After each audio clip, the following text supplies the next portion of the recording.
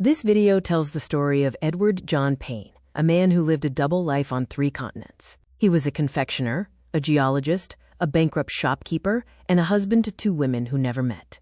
Edward was born in Victoria during the gold rush. His father, a butcher, was accused of cattle theft and vanished. At an early age, Edward learned that life was fragile and that fathers could simply disappear. At 16, Edward's arm was crushed while working at a confectionery factory in Melbourne.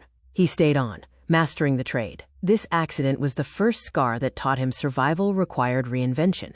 In Auckland, New Zealand, Edward married and opened his own shop.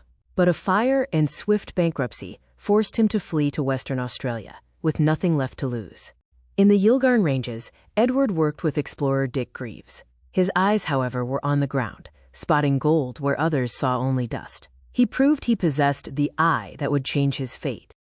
Edward returned to Perth as Mr. Payne, the successful prospector, carrying a pillbox of gold. The gold gave him the means to craft a new identity, shedding his bankrupt past. He moved his family and enrolled at the Ballarat School of Mines. He transformed himself from a lucky digger into a certified mineralogist, closing the door on the confectioner's trade forever.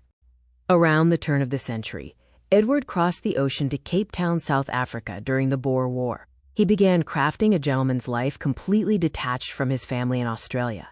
The separation became a fracture. While his first wife gave birth to his last Australian son, Edward claimed to have married Isabel Munnik in a Dutch Reformed church. He started a new family in Cape Town, and later London, with a prosperous future and no past. In Buenos Aires and Rosario, Argentina, his second family lived a life of opulence. Edward, now an expatriate grandee funded by mining consulting, maintained a townhouse and a country estate, while his Australian family remained a world away. Even in his 60s, Edward refused to settle. He became a transatlantic commuter, traveling first class between Liverpool and the gold fields of West Africa. Shipping logs listed his residence as British possessions rather than any single home. The adventures ceased in Birmingham, where he died at 73. His death certificate, however, recorded his occupation simply as shopkeeper, sweets, a strange, circular return to his origins. Isabel Munnik was listed as his widow.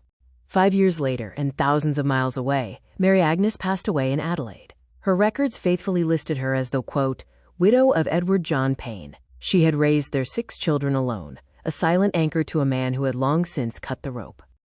Decades later, descendants piecing together the fragments found that the confectioner in Adelaide and the geologist in Liverpool were the same man. The timeline revealed the staggering scope of his ambition and deception.